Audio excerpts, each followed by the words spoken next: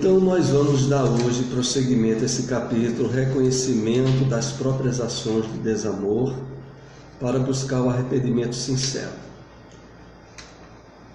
que é do livro A Prática da Mediunidade com Jesus. Inclusive, quero mostrar outra vez a vocês que é da editora Espiritizar.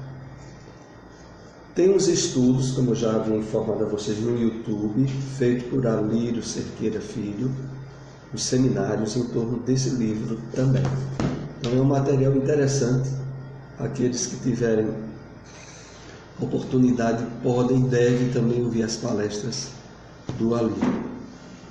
Vamos ver aqui a introdução do texto do capítulo 180 do livro Caminho, Verdade e Vida, por Emmanuel. Boa noite. Não, é só abrir. Está fechado, não, cadeado. É indispensável organizar o santuário interior e iluminá-lo, a fim de que as trevas não nos dominem. Sem a radiação brilhante de nosso próprio ser, não poderemos ser vistos com facilidade pelos mensageiros divinos.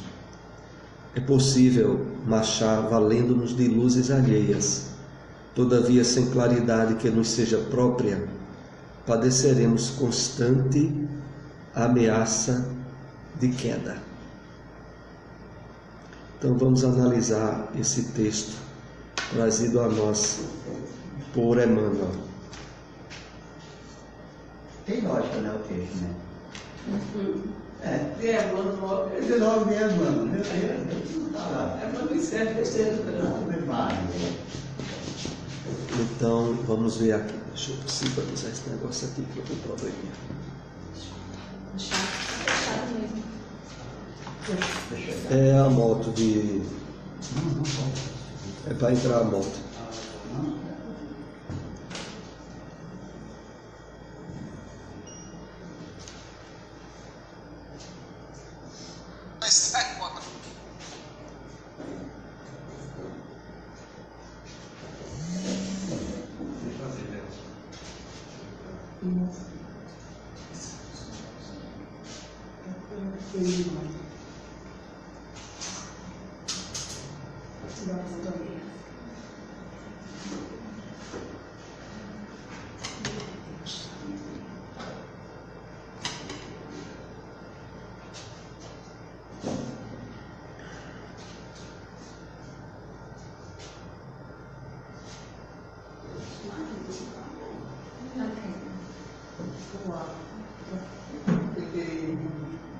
Pronto, vamos lá, né?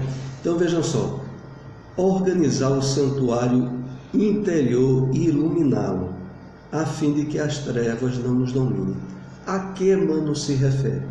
Se refere, sobretudo, ao fato de que esse santuário interior nosso, que está na nossa mente, que é o resultado das experiências encarnatórias que tivemos até a presente data, ele, sem haver o encaminhamento, a iluminação do Evangelho do Cristo, é um campo de conflitos, de dissipações, de desequilíbrios, e que é a base causadora tanto da infelicidade na maioria das pessoas que ainda não acordaram para os valores espirituais da vida. Então, realmente, esse santuário interior, ele precisa ser iluminado, como Emmanuel começa dizendo aí. Em seguida ele acrescenta: sem a irradiação brilhante de nosso próprio ser, não poderemos ser vistos com facilidade pelos mensageiros divinos. Como é isso? A questão toda é que nós, mesmo no mundo de provas e expiação, cheio de problemas e dificuldades, somos assim envolvidos pela misericórdia divina, através das possibilidades que os benfeitores espirituais tentam encontrar para nos ajudar. Mas, enquanto a nossa mente for um palco de conflitos, de sofrimentos, de desequilíbrios, é muito difícil as interferências positivas que a espiritualidade fica tentando ajudar, tentando facilitar a nossa caminhada de espírito encarnado. Mas vamos entendendo um pouco mais a solução como Emmanuel aqui nos apresenta. É possível marchar valendo-nos de luzes alheias, todavia sem claridade que nos seja própria, padeceremos constante ameaça de queda. Então, a princípio, estou até me perguntando se não é melhor deixar a porta aberta, né? Esse ano está funcionando fechado, mas Ele estava funcionando até antes de a gente entrar aqui, né? E tinha gente encarnados. Abre essa janela aí, que É porque ele tem lá. não está esperando, não, seu filho. Eu não estou preocupado. Vamos ligar. Ele estava e parou, né? Mas vamos lá.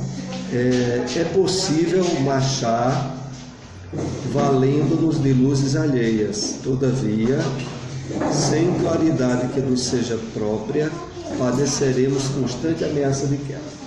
E é aqui onde nós vamos tentar entender mais a proposta e a advertência de Emmanuel. A questão é essa, veja. Através da iluminação das mensagens e dos ensinos dos Espíritos, nós temos, como se diz em esportes, o pontapé inicial, mas daí em diante as coisas têm que contar com a nossa participação ativa. E a dificuldade maior, não só dos espíritas, como qualquer um cristão de qualquer uma doutrina, é porque para estabelecer as suas luzes próprias, elas só virão através da conscientização do que foi aprendido. E como é que se dá essa conscientização em termos espirituais? Primeiro, a partir do conhecimento. Em seguida, da sensibilização nossa ao conhecimento. E depois, a vivência do conhecimento. Quando a gente parte para a vivência, nós estamos acendendo luzes próprias. Estamos nos colocando numa possibilidade facilitadora da intervenção e da ajuda dos bons espíritos. Mas para isso é preciso que a gente esteja envolvido nesse trabalho de transformação interior. O simples conhecimento é como a Emmanuel aqui coloca. É possível marchar valendo de luzes alheias, todavia, sem claridade que nos seja própria, padeceremos constante ameaça de queda. Então, o que de fato nos fortalece a caminhada para tropeçar menos e cair menos é adquirir luzes próprias.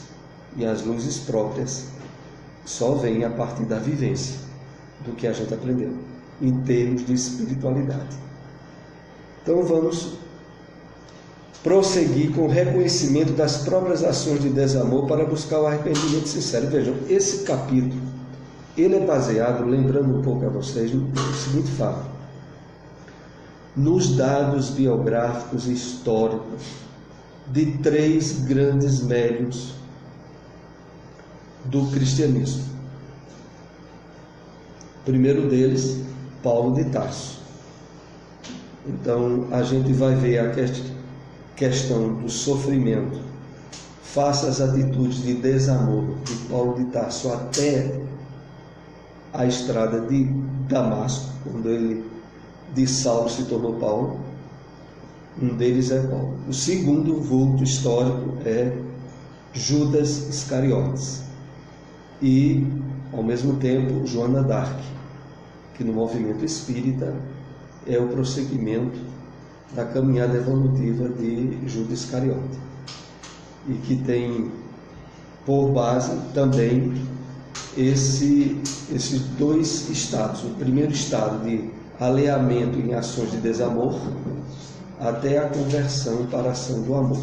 E o último deles é Ivone do Amaral Pereira, onde a gente também vai falar sobre as vidas passadas que ela teve de sofrimento e de afastamento do Evangelho e da lei do amor, e depois o recomeço dela na atividade redentora da sua última encarnação, como Ivone do Amaral Pereira. Então são esses 3 que nós vamos estudar, e sobretudo pelo fato de que eles fizeram uma mudança tão profunda e grande durante a encarnação que se tornaram pontos de referência e de estímulo a que a gente também consiga fazer muito e não ter aquela atitude medíocre ou de desvalia de que eu sou um espírito muito atrasado, eu sou um espírito muito imperfeito e eu não posso fazer muita coisa. Porque a gente vai ver que na história deles, eles deram a volta por cima através de um impulso grande em termos evolutivos na existência. Principalmente o último deles foi Ivone do Amaral Pereira. Então vamos entrar aqui para o primeiro slide do estudo de hoje. O cristão verdadeiro, sobretudo o médium espírita cristão, será alguém diferente dos outros, não por viver alienado do mundo, mas por sua consciência de que este mundo é transitório e de que o sentido da vida está em tomar consciência das leis divinas, íncitas em si, tornando-se efetivamente um aprendiz do Mestre Jesus. Então vamos analisar e aprofundar esse contexto para nós. Então, primeiramente, esse diferencial relativo ao médium espírita. Então, o cristão verdadeiro, sobretudo o médium espírita cristão, será alguém diferente dos outros. Não por viver alienado do mundo. O interessante aqui é esse posicionamento que nós somos chamados a nos conscientizar. O médium espírita cristão, ele tem que viver diante de um mundo materialista, imediatista, e ao mesmo tempo interagir com pessoas alienadas nesse materialismo, mas não ser uma pessoa deslocada do meio em que ele vive. Mas ele tem que viver num nível de consciência diferenciado da maioria. E como é que isso se dá? É o que nós vamos analisar aqui com base no texto. Mas por sua consciência de que este mundo é transitório e de que o sentido da vida está em tomar consciência das leis divinas instam em si. Olha, essa consciência das leis divinas dentro de nós, só através da revelação e do conhecimento espírita cristão de forma lógica e racional nós temos. A maioria da humanidade não tem, e por não ter, vive projetada para a realidade do corpo físico e para as necessidades orgânicas como sendo a satisfação fundamental do objetivo de sua vida. O espírita cristão, e mais ainda o médium espírita cristão, ele tem que estar nas suas atitudes diárias, nas suas atividades familiares, nas suas atividades sociais, como alguém que não está alienado porque não vai viver deslocado da sociedade, mas o que ele faz na sociedade ele faz com consciência desperta. Ele não faz induzido por imposições de massa, nem por ideologias criadas pelo homem, aonde normalmente a meta e o objetivo maior é a satisfação do corpo e dos instintos e da vida material. Essa é a diferença. Em vez de haver uma alienação que na maioria das vezes seria farisaica, de querer, olha, eu não vou estar envolvido com pessoas que não são espírita ou espiritualista, porque elas têm uma vida de erro ou de pecado, e aí a pessoa vive, não, a pessoa vai viver no trabalho, no contato social, nas relações do dia a dia, só que com um nível de consciência diferenciado. E é isso que nós vamos trabalhar hoje durante alguns slides aqui. Com a renúncia responsável, a pessoa calcula tudo o que será construído no coração e toma a decisão que lhe edifica os valores do amor, porquanto sabe o quanto é precioso escolher a humildade em vez da vaidade, a fraternidade em vez do orgulho, o perdão em vez da mágoa, etc. Para assim chegar à individuação como fiel discípulo de Jesus. Então, com a renúncia responsável, a pessoa calcula tudo que será construído no coração e toma a decisão que lhe edifica os valores do amor. Nós iremos ver que esse contexto aqui dessa palavra renúncia não é aquele que habitualmente se trata na palavra. Porque a renúncia aqui é no sentido de que necessidades e imposições do mundo material estarão submetidas aos compromissos espirituais do médium, estarão submetidas à sua consciência lúcida que ele tem diferente dos outros e que vai preponderar sobre o que ele fizer. Mas, voltando a dizer, sem ser de uma posição de aparência externa e alienadora, de querer parecer o que ele não é, ou de querer ter uma vida espiritual e ao mesmo tempo mundana em termos de valores espirituais medíocres. Isso a gente vai tentar ainda trabalhar bem hoje para chegarmos a um consenso. Soares, Pois não. como nós fomos criados para sermos bons, e quando temos atitudes que infringem as leis divinas, né, que é o nosso código moral, e se a gente for analisar, a não ser que a gente queira se enganar, a gente não fica bem, a gente desequilibra enquanto aquela situação perdurar. Né? Vamos supor, se foi uma discussão em que você ofendeu muito uma pessoa e depois você vai refletir e ver que estava errado, etc. Verdade. Né? As pessoas que não têm esse conhecimento da espiritualidade e parar para analisar que ela está vivendo num mundo materialista e que ela também está sendo envolvida por esse mundo, né? Ela vai estar em constante desequilíbrio porque ela tem os parâmetros de comportamento que não é condizente com as leis. Exatamente, a pergunta é bem colocada. Porque, em verdade, esse é um dos grandes problemas que a maioria de nós espíritas tem. Por quê? Nós habitualmente viemos de religiões cristãs cristalizadas em atitude de comportamento externo, sem que o comportamento externo, de fato, tenha a ver com o sentimento e o interior da pessoa. Em verdade, nós aprendemos ao longo de muitas experiências em diversas encarnações a ter o que a gente poderia chamar, sem ser excessivo, um comportamento quase farisaico. Socialmente a gente é uma pessoa, ou quando a gente é bem tratado é uma pessoa. Se a gente for maltratado, ou se a gente estiver às ocultas, tem um comportamento que difere do comportamento social. Isso ficou muito arraigado em nós ao longo de muitas encarnações, e mesmo participando de religiões cristãs. Hoje, no Espiritismo, e principalmente com os movimentos mais atualizados, inclusive esse chamado Projeto Espiritizar, que a gente está estudando hoje essa obra, que tem muito a ver até com os estudos de Joana de Ângeles. Inclusive a gente viu aqui uma palavra individuação, que tem a ver com o que a gente estuda em psicologia de Joana de Ângeles. Então veja, agora, perante esse contexto que é a proposta desse estudo que a gente está tendo, a gente é chamado a parar com isso.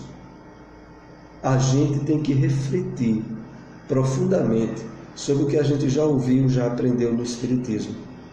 A analisar até que ponto a certeza que a gente tem das leis de Deus, da reencarnação, da lei de causa e efeito, é uma certeza estabelecida em atitude e comportamento, que não tem mais cabimento vivermos num universo de emoções contraditórias e de altos e baixos no nosso comportamento diário. Esse é o objetivo desses estudos, que por isso é que tem o nome de Projeto Espiritizar. Porque o objetivo é que a pessoa tenha uma atitude e comece a trabalhar consigo mesmo uma atitude aonde o novo nível de conhecimento trabalhe de uma forma mais desperta e profunda os valores internos em nós. Porque a coisa mais fácil que tinha de acontecer é o que está acontecendo com a maioria dos espíritas. E o que é? Trazer a capa que ele já usou diversas vezes em diversas religiões antes para o espiritismo. E a gente sabe que isso acontece abertamente em todo o movimento. Onde a pessoa começa a cumprir certos deveres formais, do tipo tomar passe, do tipo dar alguma ajuda financeira até espontaneamente que centro espírita não impede ou impõe. Ou seja, tentar através de um movimento externo, trazido das religiões antigas onde a gente viveu, para não fazer o que, de certa maneira, não deixa de ser um pouco mais difícil, mas importante de qualidade, que é esse trabalho de conscientização do que a gente já aprendeu sobre as leis divinas. Porque, olha, é esse o problema X que Kleiner levantou.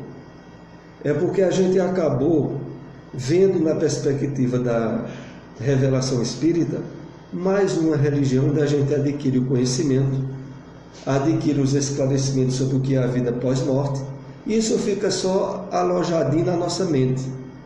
E não há um trabalho de internalização disso.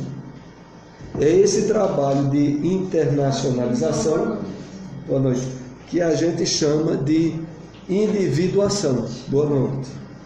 É esse trabalho de internalização que aqui é colocada como individuação.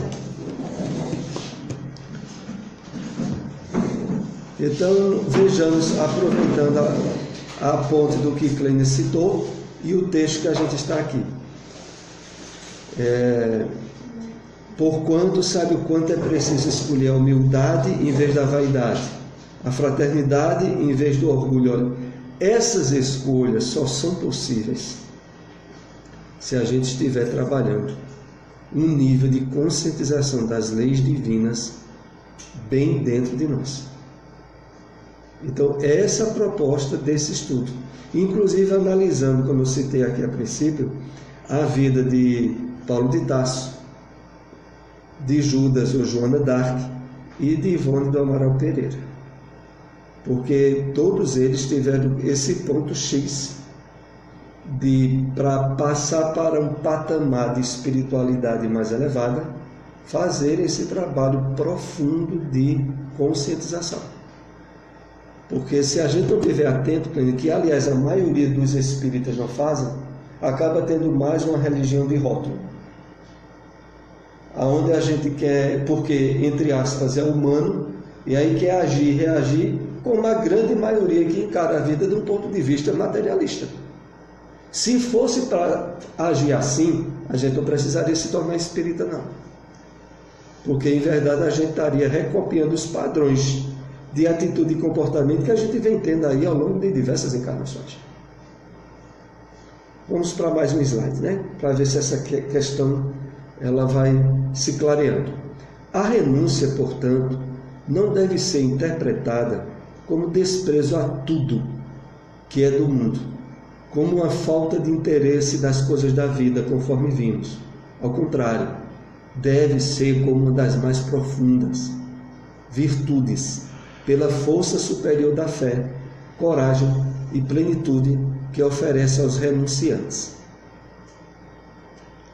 Olha, essa renúncia que aqui está sendo colocada de novo, essa perspectiva de encarar as experiências do dia a dia de um ponto de vista diferenciado, aonde os valores espirituais preponderantes na gente faz com que a gente enfoque circunstâncias, dificuldades e problemas de um ponto de vista mais distanciado, que eu poderia dizer espiritualizado. É isso que facultará a ajuda do problema que Kleiner citou há pouco, que é o quê? A gente ser alvo, por exemplo, de uma injúria, de uma crítica, de uma ingratidão, e em vez de ter a atitude humana e comum de reagir num nível vibratório do mesmo nível, né, de rebater, a gente está numa perspectiva de analisar a situação e a circunstância para trabalhar ela espiritualmente, como aquilo que de fato somos, e normalmente a gente não tem consciência, o que é espíritos imortais. Porque o que mais falta, entre outros aspectos, e que aqui nesse estudo a gente é muito chamado a trabalhar, é a consciência de imortalidade, que mesmo entre nós espíritas normalmente não tem. A pessoa acredita na reencarnação, já viu 1000 provas de comunicações mediúnicas, sabe que tem vida após morte, mas não tem consciência disso. E pela ausência de consciência, acaba se rebaixando a um nível da maioria que encara a vida de um prisma materialista.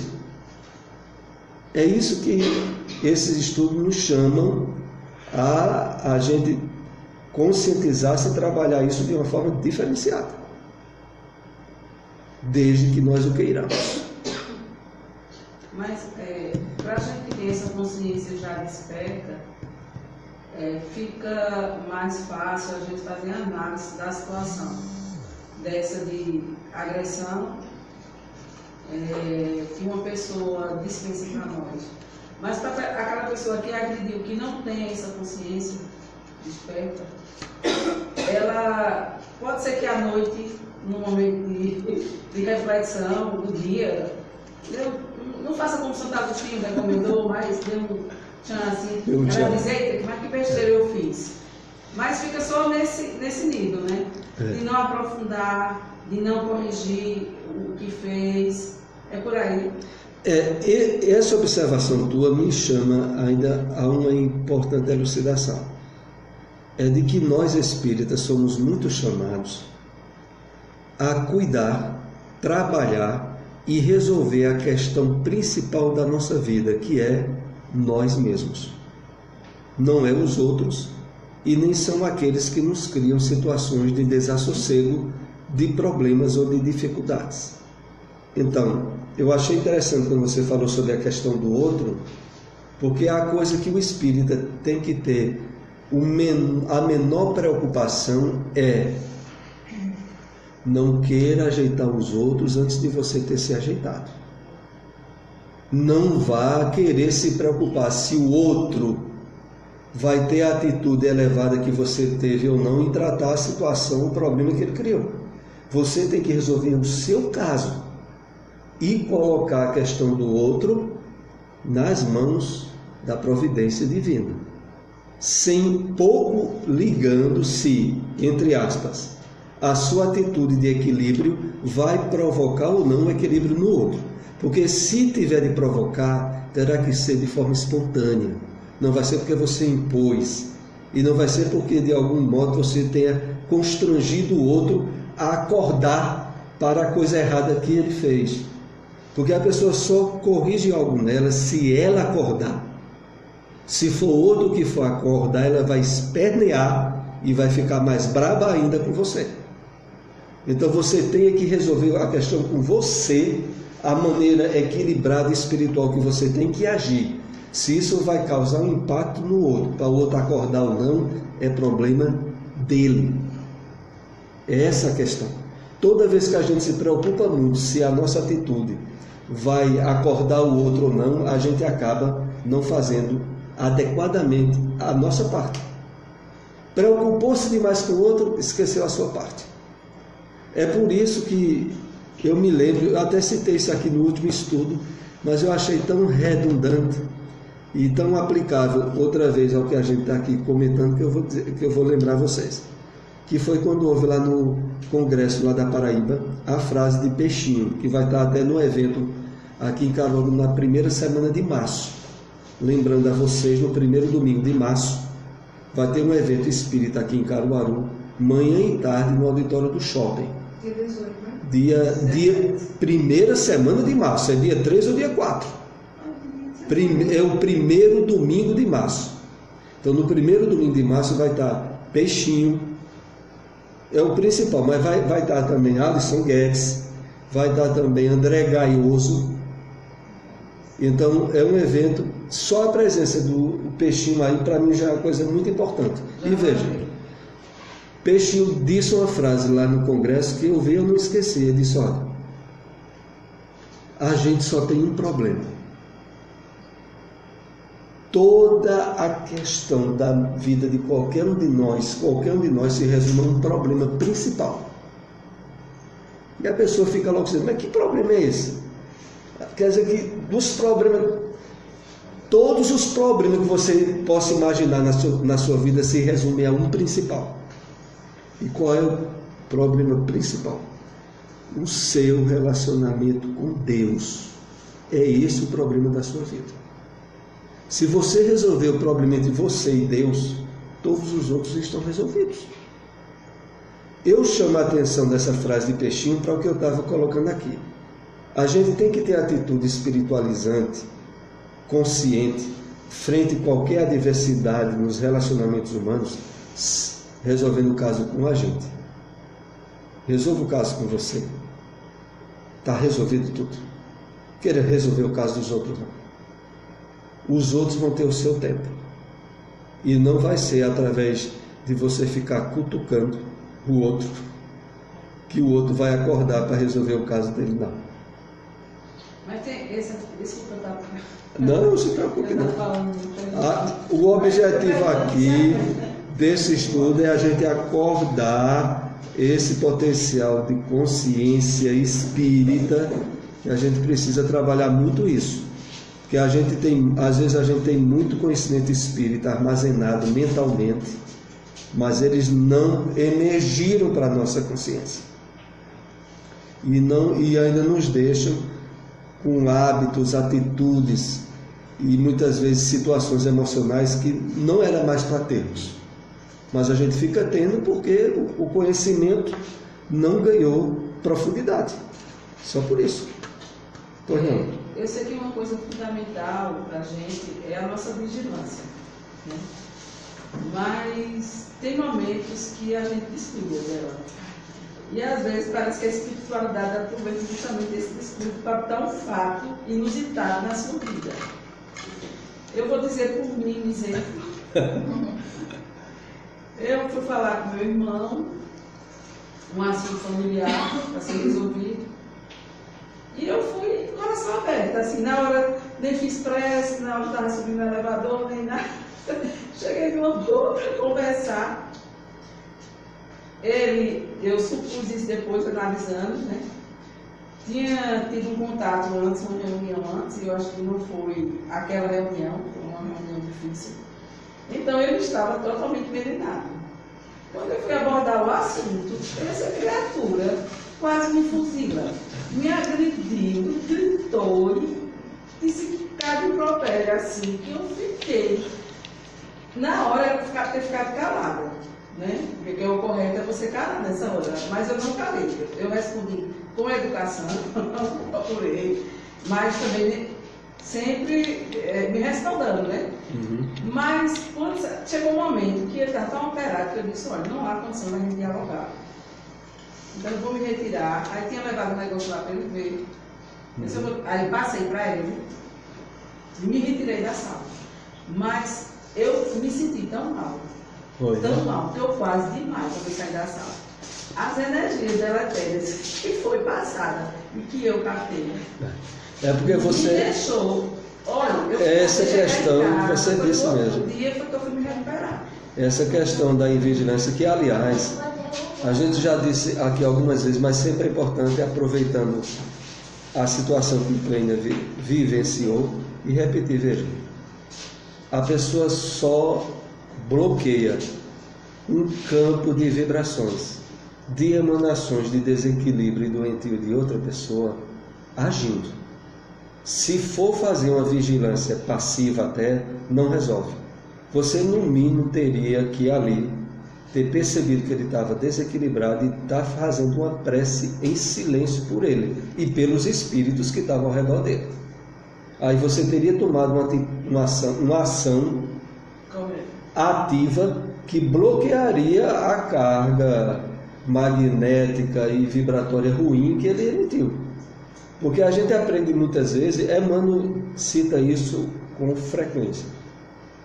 A vigilância tem que estar consubstanciada em ações, em prática. Você não vai conseguir perante alguém, uma situação que vem até você com a carga negativa, dizer não vai me pegar, não. Ou você emite uma carga positiva para bloquear aquilo ali, ou você vai ser atingido. Então teria que ter vindo a lembrança de, meu Deus, está havendo um problema aqui. E aí é ficar em silêncio enquanto ele falasse, se fosse o caso, e dar uma prece. Talvez tivesse sido a solução ideal. Essas atitudes que a gente tem que estar trabalhando paulatinamente em termos de consciência espírita, justamente porque o Espiritismo nos propicia esses instrumentos. E quando olha, a gente fica tendo ações e reações bem humanizadas e sofredoras. E depois o outro estava desequilibrado e deixa a gente desequilibrado também. Qual o resultado disso? Vamos eu tenho outro encontro, mas aí com essa dica eu já vou fazer isso. Tem que estar bem. Ele mandou me chamar para conversar, eu queria conversar com ele. Vamos aqui para mais um slide. Ou então, deu de haver bloqueado uma hora, 45 minutos antes. Abafar. Não é a prece. Vamos fazer publicidade disso. Vou fazer prece. Não é, pois, uma fuga à realidade do mundo, mas uma busca essencial de plenitude, em direção às questões essenciais da vida. É uma decisão que nos leva ao ser, transmutando o parecer. A renúncia é a virtude por excelência, que nos convida a enunciarmos o amor por meio da conduta, não apenas da intenção. Ainda analisando aqui em cima da questão dessa renúncia na perspectiva consciencial, que nós estamos tentando entender bem. Então vejam só, não é uma fuga à realidade do mundo. Nós estamos como espíritos encarnados. Só que há o diferencial que é mais importante e que normalmente a gente não tem consciência dele, é que o Espiritismo já deixou líquido e certo para qualquer um de nós que nós somos imortais. Só que a consciência disso requer um nível de conhecimento, de sensibilização e de atenção que, se não for dado, a gente normalmente não tem. E aí a gente tem atitudes, reações e condutas como se fosse morrer. Porque, aliás, dentro da nossa mente, em termos de experiências inúmeras que a gente teve em encarnações passadas, todas as encarnações que a gente já teve até essa atual, o resultado de cada uma delas, vocês sabem o que é que houve: morte. E morte mesmo, porque para os estágios de inconsciência em que a gente já viveu aqui na Terra, quando a morte do corpo veio, para nós foi morte de tudo, mesmo que a gente continuasse e acordasse do outro lado depois de algum tempo. Mas a perspectiva é de que o fatal da vida ocorreu e deixou inúmeras marcas em cada vez que a gente reencarnou. O resultado natural disso, precisa de muita lógica para deduzir, é que na vida atual não vai ser porque você conheceu o Espiritismo que você deixou de acreditar em morte. Você sempre acreditou em morte. E a morte está dentro de cada um da gente profundamente. Porque no momento em que o corpo nosso faleceu, a gente foi enterrado, a gente entrou num nível de inconsciência. E para nós isso foi sinônimo de morte. Quando é agora, mais amadurecido espiritualmente, conhecendo o Espiritismo e vendo as provas da continuidade da vida pós-morte, quem disse que isso ganha facilmente profundidade?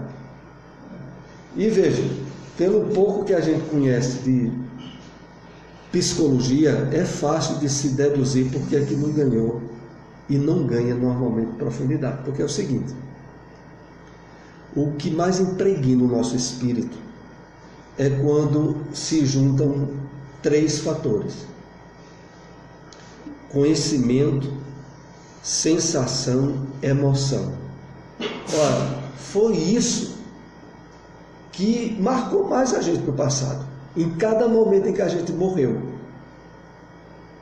havia ali emoção, sentimento e o conhecimento do fato.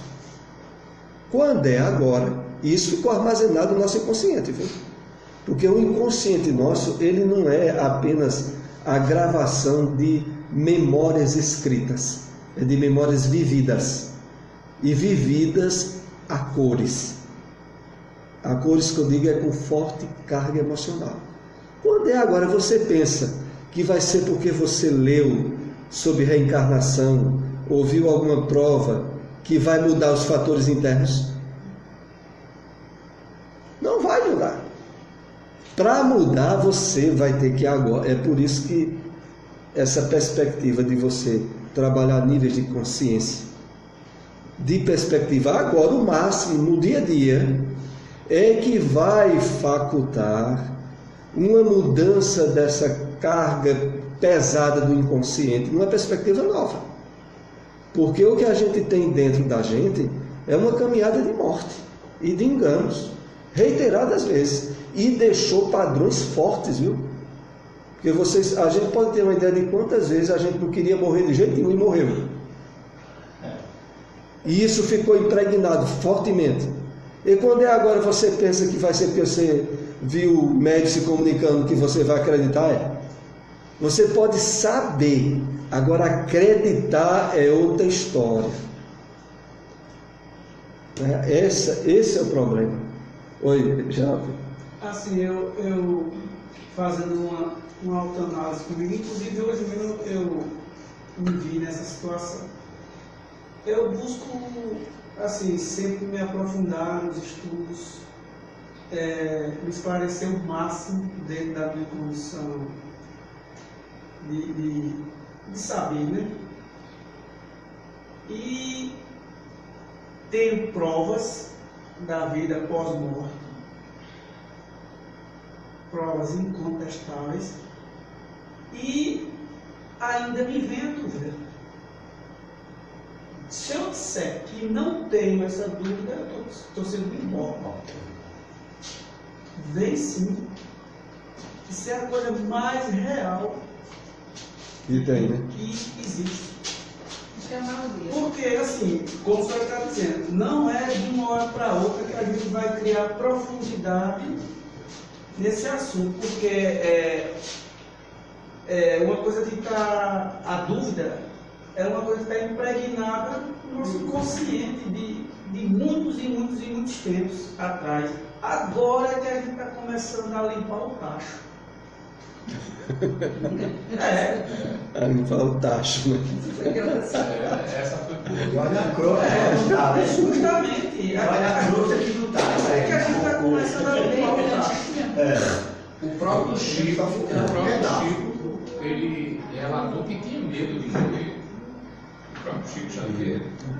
A questão toda é que, veja, a perspectiva que agora esses estudos e revelações novas nos trazem é de que, na medida em que, por exemplo, você tem atitudes de fazer uma campanha do quilo, fazer um ato de caridade, conscientizado em termos espirituais, facultará que isso ganhe uma profundidade no seu espírito, que trabalhe esses fatores internos da forma melhor possível.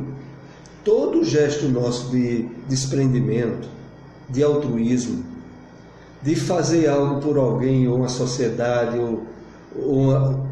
no qual a direção toda foi de beneficiar sem esperar retorno nenhum, isso ganha profundidade em termos de despertamento espiritual em você. E é algo que possivelmente você não fez em outras encarnações, está fazendo agora. Na medida em que essas atitudes são renovadas, na medida em que isso é repetido, aí começa a gerar padrões internos e perspectivas novas, ganham alicerce para a gente fazer a mudança adequada. Não se quer com isso dizer que perante o conhecimento espírita que se tem, não há nenhum valor. Todo conhecimento é valioso, e até mesmo o conhecimento científico fora da área religiosa. Mas, para que o conhecimento altere os padrões internos em nós, ele tem que passar pela sensibilização e pela vivência. Então isso aí a gente reiteradas vezes vai estar sendo chamado a atenção. Voltando aqui ao texto. É uma decisão que nos leva ao ser, transmutando o parecer. A renúncia à virtude por excelência, que nos convida a enunciarmos o amor por meio da conduta, não apenas da intenção. Então a questão aqui que é importante demais a gente frisar é que, veja, o Espiritismo nos convida a ter uma atitude renovada de conduta ou de comportamento, não para parecer aos olhos dos outros ou da sociedade, mas porque a gente adquiriu convicções e percebeu que era bom e felicitador mudar, melhorar certas atitudes ou comportamentos. Isso é muito importante, a gente estar bem consciente disso, porque normalmente até essa existência atual, antes de conhecermos o Espiritismo, a gente sempre só fez alguma coisa esperando o retorno. Em qualquer área de comportamento ou de ação nossa, a gente fez algo que queria retorno. Porque a perspectiva que a gente sempre teve durante as reencarnações foi a perspectiva materialista. Só agora é que a gente está trabalhando uma perspectiva espiritualista. Porque até antes era o materialismo. E dentro da ótica do materialismo, você só faz algo querendo retorno. Quando agora a gente começa a ter atitudes novas e fazer muita coisa sem esperar retorno, agora a gente está criando um campo novo, de vibrações novas, que nos acorda em termos de consciência espiritual, e aí o andamento é sustentável. Mas vamos aqui adiantar aí, mais um slide. Desculpa, Pois não. eu acho que assim, já que a gente está falando de materialidade, uma pessoa muito materialista, né? Que muitas vezes renega até a existência de Deus. E vamos dizer que ela está numa condição financeira elevada, muito boa, mas começa a decair. Então, como ela é muito materialista, ela visa o dinheiro, visa o negócio. Vamos dizer que seja um grande empresário, né? Certo. Tem muitos amigos, mas amigos entre aspas, amigos por interesse, porque ali é uma troca. Exatamente. Né? Ele é amigo porque fulano vai dar um retorno e vice-versa. Chega um ponto que ele fica numa situação financeira dificílima. E nesse momento que ele está nessa situação, ele vai despertando esse lado espiritual, porque todos nós temos, né? A gente quer abafar, mas a gente é espírito, no corpo de carne, né? É alma, aliás, no corpo de carne é alma. É alma. Mas você vai ter essa necessidade, porque se você não tiver essa necessidade de ir buscando esse espiritual, aí por isso que em muitos casos que a gente vê que a incidência, por exemplo, de suicídio aumentou de uma forma absurda. E diz que principalmente entre os jovens. A gente vê isso no Brasil e no mundo todo, esse aumento, né?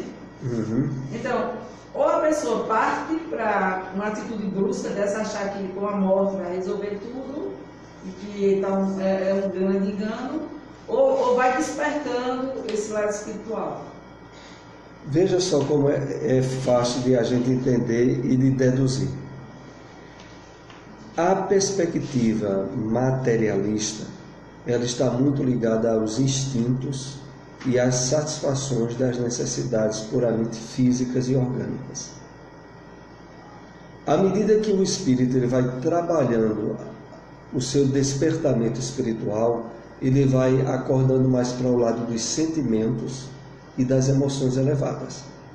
Mas enquanto a pessoa estiver encharcada de ansiedades, projetos e objetivos só na linha puramente física ou instintiva, ela está no nível onde ela não acordou e não está ainda em uma fase de despertamento para os valores espirituais. Porque é o seguinte, quanto mais a gente se espiritualiza, menos predominância e imposição há dos instintos e dos objetivos puramente materiais da vida. É por isso que uma pessoa que é materialista mesmo, e isso é quase como se fosse um ditado popular, é alguém sem sentimentos. Entendeu? Ela usa os outros financeiramente, intimamente, ela usa os outros como usa as coisas materiais. E para ela a vida é isso. Essa pessoa, ela está pouco acordada para sentimentos ou emoções elevadas. As emoções para ela é as sensações do corpo, em todas as áreas. Então, nessa perspectiva, a pessoa ainda não trabalhou um amadurecimento para abrir seus valores espirituais. Porque na medida que se abrir, os outros diminuem. Quanto mais a pessoa é espiritualista, quanto mais ela de fato vivencia a perspectiva de imortalidade, menos imposição vai ter as coisas materiais sobre ela. É nesse sentido. Vamos ver aqui mais um slide, vai ser o último que nós vamos analisar hoje. Esse 5º slide. Estudaremos a vida de 3 grandes personalidades que atuaram como médiuns antes de se encontrarem em espírito e verdade com Jesus e após se entregarem em espírito e verdade com Jesus, repetiu aqui, e se entregarem à proposta cristã. São eles Paulo de Tarso, Judas Iscariotes / Joana d'Arc e Ivone do Amaral Pereira. Está na página 42 do livro A Prática da Mediunidade com Jesus. Então veja, nós teremos no nosso encontro que irão vir após o estudo das situações que esses 3 personagens vivenciaram diante dessa perspectiva que é a abertura, voltando até o título do nosso estudo de hoje, que é o reconhecimento das próprias ações de desamor para buscar o arrependimento sincero. Então, é esse reconhecimento dessas ações desses espíritos e como se deu o passo seguinte, que foi o arrependimento sincero, que nós iremos estudar tentando contextualizar isso com a nossa vida, né? Porque os grandes exemplos de líderes, de espíritos missionários que vieram à Terra, foi despertar consciências. O sacrifício de todos os grandes líderes religiosos, dos quais Jesus é o maior deles, foi para acordar a humanidade para a perspectiva do espírito imortal e de estar na Terra como instrumento de Deus, ou instrumento do bem, ou do amor. Esse foi e é a grande meta dos espíritos elevados que continuam vindo à Terra.